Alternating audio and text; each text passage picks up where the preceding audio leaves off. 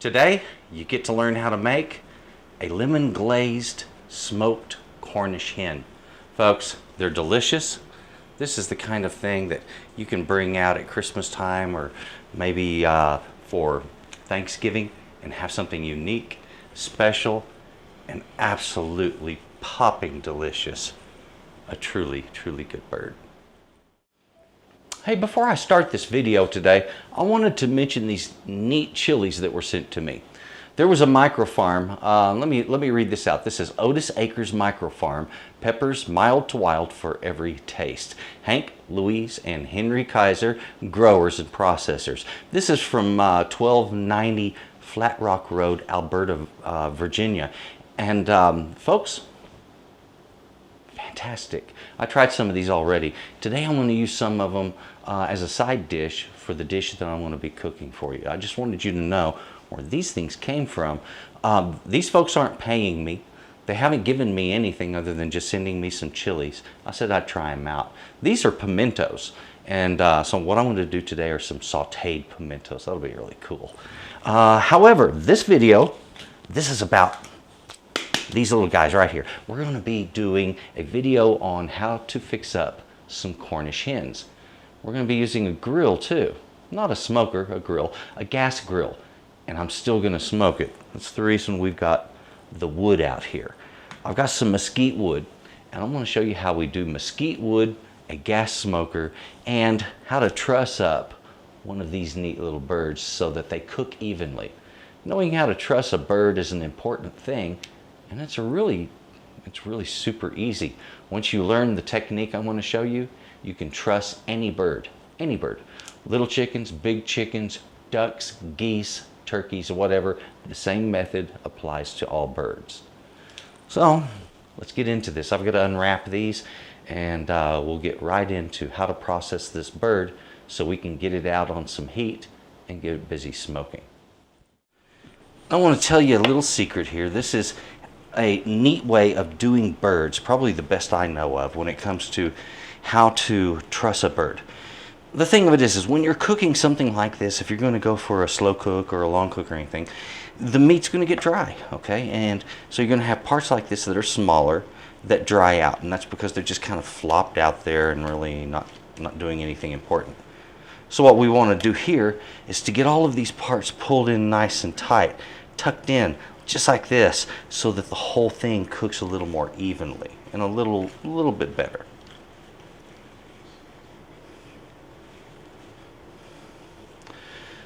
I start with my string, and we tie off one leg, just like that. It's as simple as can be. Take the other string, bring it around the other leg, and pull the two together, just like this. Isn't this easy? Okay, once you've done that, go ahead and double knot that. That way it'll be certain to stay tight. Now the next thing that we do, and this is on all birds, whether this is a turkey or this could be a goose, this could be small birds, you know, smaller than this, like quail. You can truss any bird with this method. The next thing we do is take the string and we pass it between the breast here and this leg, and we pass it right over the wing, okay? And do that on both sides.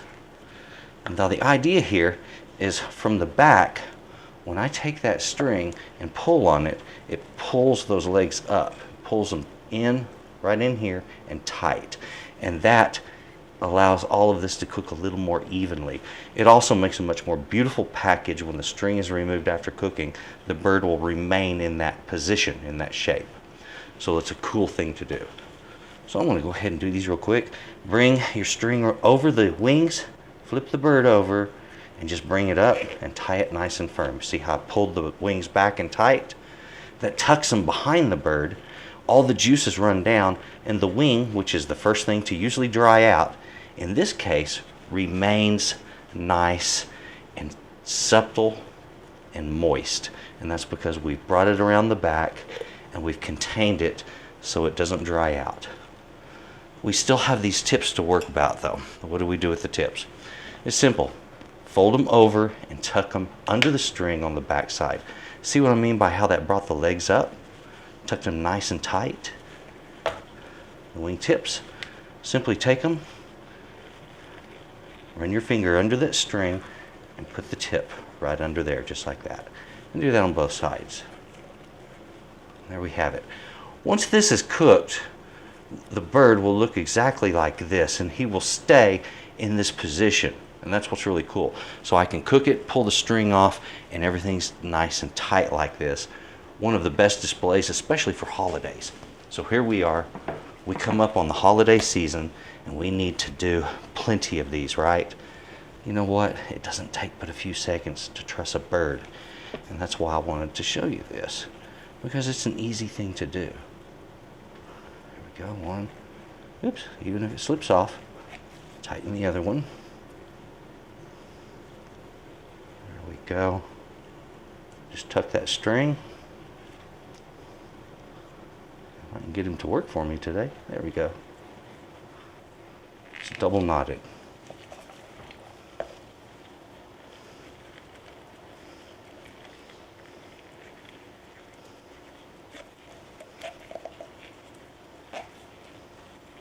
There we go.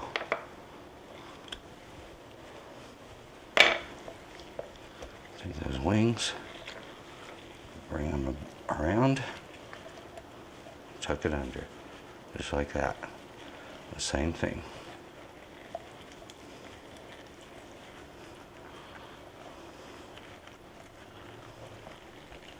All right, our birds are ready to cook. Now sometimes that breast meat can go underneath the legs. Just take your finger and pull it up like that, and you can pull your legs to dance underneath it if you wish, or you can put the legs on top of it, whichever you think looks best. I think this looks a little nicer. We have the birds trussed. Now look, I take it with tongs. Easy to handle, all right? The thing doesn't flop around on me. Take a little salt. I'm gonna salt the back, the sides, there we go. Get the whole thing salted nice and even, and do all of them the same way. So again, this is the sides, back, and see how the tongs assist in this little detail. Okay, very easy. Now on the tops of them, you got them sitting there nice and pretty in your pan, so just go ahead and season them up just like this, not a problem. Next thing we're going to do is get some water in this pan. Whenever you're cooking birds like this, you're cooking fowl, you're going to need extra moisture if you're going to be putting it on a smoker or grill or anything like that. So if you can introduce some sort of moisture to that environment, then you are doing it a favor. So pouring in a cup or a cup and a half of water into a pan like this is going to help that meat to come out a little more juicy and supple. Okay, so here's the thing. You have your gas grill. You're going to be using it for cooking your birds, but you want to get that good smoke flavor. So what we're doing, we've set the birds in a pan. You've already seen that. So they're not going to be getting direct heat. All right, so we're not worried about that. They're getting indirect heat, more like roasting or baking would be. But we're going to be doing it with smoke. Yeah, that's the advantage right there. Now we take a few of these. It doesn't take many. Put them on your foil. Just take your foil and wrap it up. And let's face it, this is going to get burned up. You don't have to be pretty about it, okay? There we go. Now once that's done, the wood usually, like here, will break a few holes in the foil. If not, just break it with your fingernail, and you only need a couple. We're going to set it right there. This is the spot. This burner right here is the burner I'm going to be using to heat the whole thing. So when I'm cooking my birds, one burner on, we lower the temperature until the temperature is proper inside of the grill with the lid closed. With the lid closed and these foil packs, I'll get good smoke. This is going to last me anywhere from 15 to 20 minutes. So I need to make more than one. That's the reason I have extra chips. I want to make several, and as I need to put extras in here, I'll do that, and I'll keep a good smoke roll around my meat. Now the meat is on a separate pan, raised up, so we get good penetration of that smoke all the way around. There's water in it, so we keep moisture in there as well. So make sure, as you're doing this, do all of the above. Now as far as what temperature to set your grill at, well, guys, I can't tell you how to set your knobs on the grill. But what we're looking for is, if I can get it somewhere around 250 to 260 is a good temperature to smoke a bird. Now generally, you know, when I'm teaching smoking, you'll hear me say, oh, you want to smoke at about 200, 220. It's a great temperature, and it really is. But poultry, it smokes fast, so it doesn't take as long. You can incorporate part of the cooking as the smoking as well. There we go, extra packs. I have a little pan here. We're going to take this lemon juice. Now this is just, you know, like get in the bottle kind of lemon juice. Don't go out and squeeze a bunch of lemons. It won't change this or make it better. All right. Put in a little pinch of salt, maybe 1/4 teaspoon. There we go, just a little bit. And I'm going to take some of this sugar. I've started with 1/2 cup, and I'm sure that I don't need that, but I'm going to put enough sugar in this so that it isn't completely tart. All right. The idea here is I'm looking for a glaze that has a lot of acid in it, but at the same time, it doesn't have too much bite. And adding that sugar helps to temper the bite of this once it has cooked down. Remember, all of that acid is still going to be there when there's only 1/4 cup of liquid here, and I've started with 2 cups. So get this mixed together, taste it once you've mixed it. Let's see here. That's not bad. I have maybe 1/4 cup of sugar in there. I'm going to increase that to about 1/3 cup. And I think that'll do it. Once this is cooked down, I have my glaze. That's all there is to it. Put this over a medium heat until it starts to boil, then lower the temperature and just gently simmer it until it has simmered off 90% of its liquid. This has preheated and it's right about 300. I've reduced my temperature. I want to put my wood right back there, just like I mentioned before. Sometimes, depending on your grill, you can fit your pan this way. If it'll fit like this and you can close the lid, I don't know. Nope. Then do it. If not, go ahead and just turn it sideways. Now, this side, yeah, it's going to be a little warmer. So guess what? You're going to be turning the pan. I do recommend keep your bigger birds on the outside, the smaller one in the middle, like I've done here, and you're going to get a little more even cook that way. Got our wood back over here on top of the burner that's lit. Don't put the pan over the lit burner.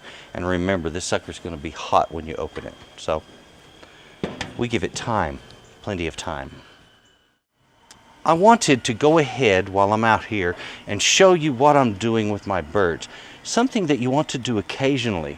Take a little cooking oil. Doesn't have to be anything fancy. I'm using olive oil, but you can use any oil. Drizzle it over your birds occasionally. Come out and do that. You know, when you check your foil packets to make sure that you're getting good smoking, do this. And it'll keep that bird moist, all right? It keeps the skin supple, it keeps the bird moist, and it's just one of those extra things that we do. This is, if I was barbecuing, let's say smoking on my smoker, we would make a mop sauce and use a mop and mop it over our meat. This is the same basic idea. You're just adding a fat to it to keep it from drying out, that's all. I've just finished with my sauce. This has been cooking for about 40-45 minutes. I just simmered it down until the water was all cooked out. So now we have this beautiful syrup. It's kind of a deep amber colored syrup and it tastes very much like a lemon drop. If you've ever had a lemon drop candy, that's what this tastes like right here. And I'm going to be able to brush that over the chicken and form a nice glaze over the top of it. So the chicken has come along really nice. It's looking good. It has plenty of smoke flavor into it now, and the temperature's coming up on the inside. I'm going to be checking that in just a moment to our chicken temperature, and then we're going to look at glazing it very soon. Okay, it has now gotten a little dark out here. Of course, the hours are running shorter these days. Not a big deal. It doesn't stop my grilling. So I have my thermometer, and I'm going to check my chicken breast right next to where my leg is. I'm going to check that temperature and make sure it's right where I need it to be. All right. These have a little bit more cooking to do. Not a problem. And at this point, after they've had plenty of smoke, and this is about almost an hour in on smoking, I can turn up that temperature, bring it up to about 350 in this thing, and then just start roasting these things off to finish them up. That's what I'm doing now. And this is going to be ready for glazing just as soon as that meat hits 160, where I just put it right there next to that thigh on any one of these. There we go. Turn up that temperature and let her cook. I'm heating this pan right now. I've got the burner running, and as soon as this is hot, I'm going to hit it with a little oil and these chilies right here. We're going to cook these up. We're going to get them all sauteed really nice in the heat, and they're going to turn sweet and wonderful. It'll be a nice side for this chicken. Also, if you look back here, that glaze that I made is almost all used up. We put that on the chicken, got it all nice and glazed, and it's out there firming up on the chicken now. In a couple of minutes, I bring that in. I'll put it in the oven to hold while I'm finishing up cooking this. Now when we get that pan good and hot, and that's when water dances in there, folks. Let me show you what I'm talking about here. Test your pan. Drop some water in there. Does that water dance around like this, skating around? What's going on there? That's a Leidenfrost effect, okay? That's, Professor Leidenfrost found out that water against a sufficiently hot surface will create a vapor barrier, and the water droplet won't instantly sizzle off. It also means your pan is hot enough to get a good sear. Now, we don't need a good sear to cook these chilies, but if I want to do good, correct cooking and not have stuff stick to my pan, this is the way to do it.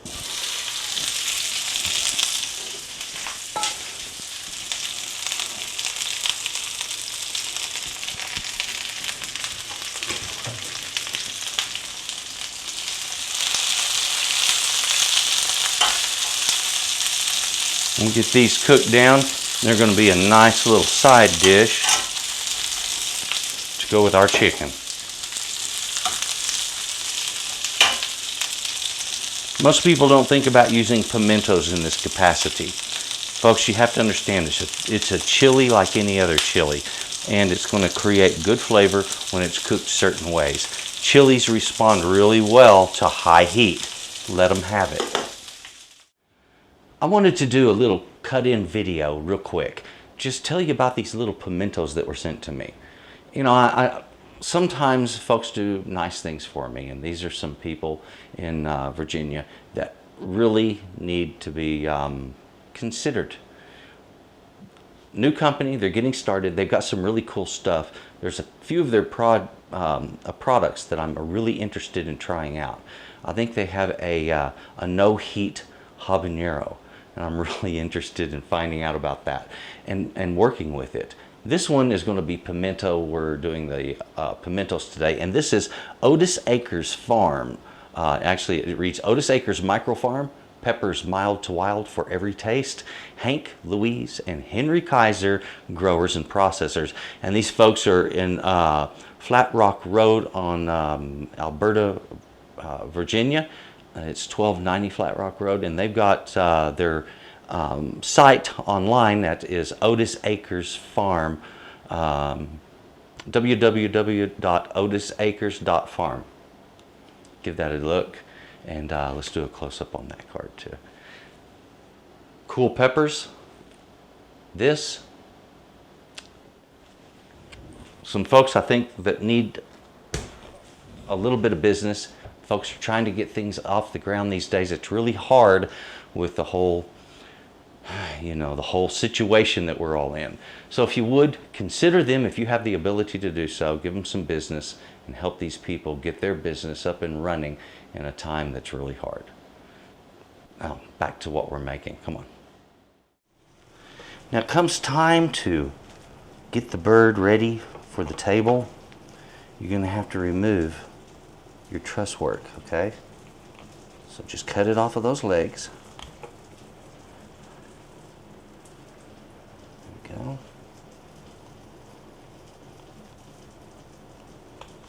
Cut it off one side.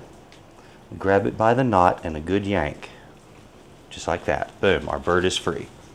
And there we have it. Very simple, elegant Cornish hen with a nice tart lemon glaze. Folks, that's just heavenly right there. The best part about making something special like this is the joy of getting to enjoy it at the end. Or also, getting to share it with your friends.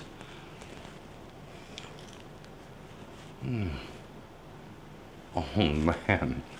Okay, hey, smoky, delicious. That slight, just slight tang off of that glaze. It's perfect. It just offsets it. Folks, this is going to be a little bird that you're going to fall in love with. This is delicious. Cooked just right, juicy, delicious, and it's a fantastic bird for holiday seasons or special occasions, or heck, every day. It doesn't matter.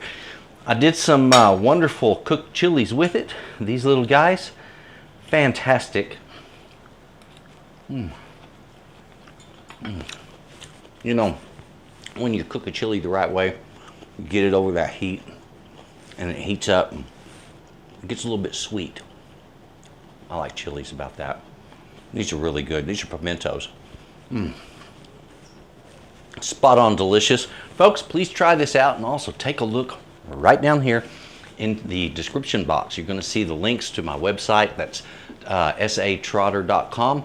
It is S.A.Trotter Arts LLC, and that's who produces this show. That's me. Please take a look at that. That's where I sell my recipes also. And eventually, when I get this recipe written, it'll be on there too. Thank you very much for watching, and please have a good day. Bye-bye. Oh, yeah.